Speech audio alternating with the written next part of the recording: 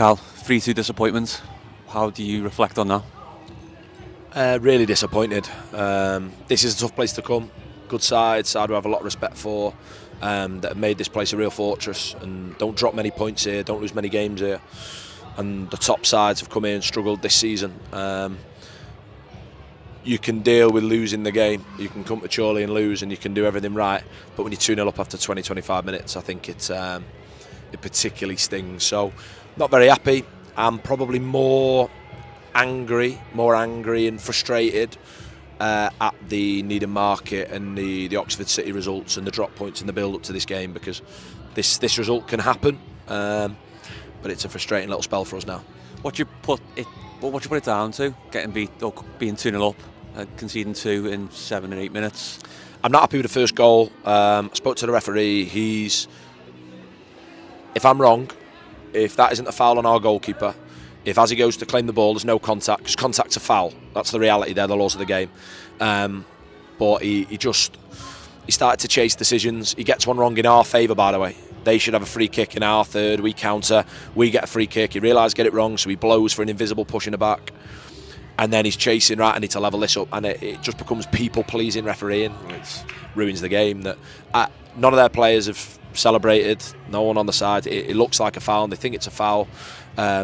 If I'm wrong when I watch it back, I'll make sure to pass my apology on to the referee. But in answer to your question, that's the turning point of the contest. Is the home side are looking dead in the water, and you have to praise them, by the way. It's important that you need to show a bit of class when you win and when you lose. And the way when you lose, and it's first time I've been on the end of a result here against these, and it's important you pay a bit of credit. Really good side, and they do. I like the chairman here particularly, and they do a lot really, really well. They're going to make it tough for you, and it's important when you win you show a bit of class as well. And I hope I get to do that when I'm an experienced manager. Show a bit of class. So I want to try doing it now. But for me, that's a big turning point in the game, because we felt like, wow, we've scored 2 goals, we can kill the tempo of the game, and it's something out of nothing that I don't think the referees made the right decision. And very rare you hear me coming out and talking about match officials, but that was that stings a bit, that decision. At that stage of the game, is it just a case of trying to sim the crowd a bit and just make a flat back 4 and just be defensively steady, and then within, like I say, 7 minutes there's a pass across the box, hold up and just curls into the bottom corner? Yeah, look, it's also really disingenuous to not suggest that there's things that we can do better, and we have to in the first goal, second goal, third goal, moments of the game, getting some control. But we looked comfortable, we felt like we were on top at 2-0 up, and I think that's a big turning point.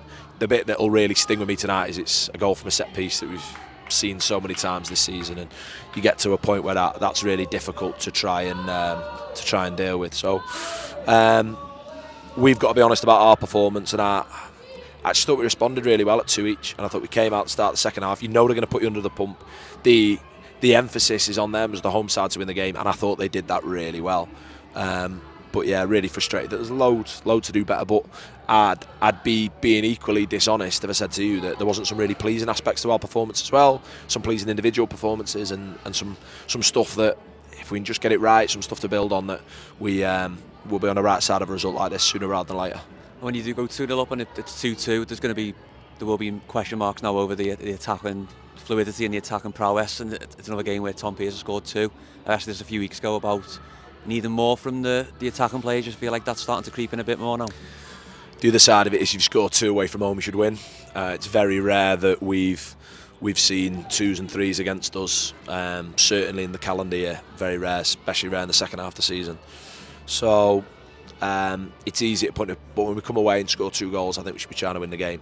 We've got what we've got at the moment, and I made a decision that when stuff got a bit tough for us a couple of weeks ago, how boring is it listening to managers come out and talk about their injury list all the time, like they're the only club?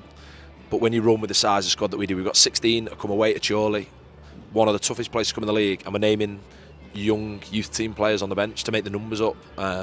If we trust them, but that's where we're at bodies wise. That I do think we're a very different team with the 2 midfielders that are missing at the moment. I think if you put them into that team, we look different, we feel different, and we look a bit less disjointed. So attacking fluidity is one side to it, just structurally for me, and some consistency in selection of getting like the right pegs in the right holes, and we've not been able to do that. And you said to me a few times about being liking to run with a small squad, and when you talk about having 16, there will be some people saying, well, why didn't you have more players? What's your response to people saying we need more players in the building?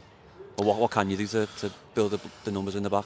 There's two sides to it. There's arguably a third point. There is quality and quantity. That when you aren't a top 7 spender in the division, you're in a position where to get bang for your buck and get the highest quality players, you need to run with as few as possible. And then the other side of it is we've wanted to make changes in January and been forced to make real change. Like, it's very easy to talk about the players that we've brought into the football club. Since New Year's Day, I think it's 9 players have left the football club. Well, it's only the first weekend of March. It's crazy. When we've signed players as replacements for players that moved on, we've lost them again. We've had recalls, we've had injuries, and you can end up being forced to like almost rip it up and start again. And you got to manage change, and too much change is going to be a problem. So we're in a place that adding bodies can solve one problem but give you another one at the same time. The pressure's on me to find the solutions, and what is the solutions with? It's a good squad. It's a good, like I say, 14 senior players there at the moment. Are we different when we get the Bainbridges, the Murrays, when we're able to include Dylan Motley-Henry, Jordan Hunter not involved today? Informed us of a knock yesterday, sort of towards the end of training, that you probably do. You look more like the side that have put us in the position over 37 games. So getting the balance is hard, and when you make a decision and it's right, it's brilliant. When you're then not getting the result from it, it's the right sort of question to ask me. How do you keep level heads in situations like this? If you look at the form, or at least the recent result, it's 3 without a win, and people may look at that and go, it's 3 without a win at the crucial stage of the season. How do you pick the lads up now? If we're going to be judged solely as a team that should win the league, I think everyone has been asleep for several years and has only woken up 6 games ago. That it's not really the norm that the club have been in a title race. Financially, we shouldn't be in a title race. We'll have a go at being in one. I said that to you earlier in the week. We'll have a right go. So if that's our sole, what we're judged on, somebody's moved the goalposts on me really, really quickly. The form is, there's ups and downs at this level. It isn't the Premier League. The levels of consistency are different. 3 without a win's frustrating. We have to win the game on Tuesday night. How do you keep calm heads? Just go into the next game, be really focused, really determined on what does it need to look like. We've scored goals today. That was a frustration last week from the volume of chances we had. We put the ball in the net. I just need to find a way for us to look less disjointed, and it may end up being as real and as simple as personnel, and getting as many personnel on the pitch that have played in that structure that served us well, in a really good position. We're still in a really good position, but I don't care about how good we were 7 games ago. But I'll equally be really balanced and go, we're not going to panic because we've had 3, like you say, disappointing results. We'll pick ourselves up, get ready for Tuesday. It's going to be tough. Connor Woods isn't permitted to play on Tuesday, so I'll be amazed if we fill the bench. Be amazed if we have enough senior players on Tuesday night. Dig in, this is what it's about. It's easy to come out and speak to the media and be the manager of a football club when everything's going to plan.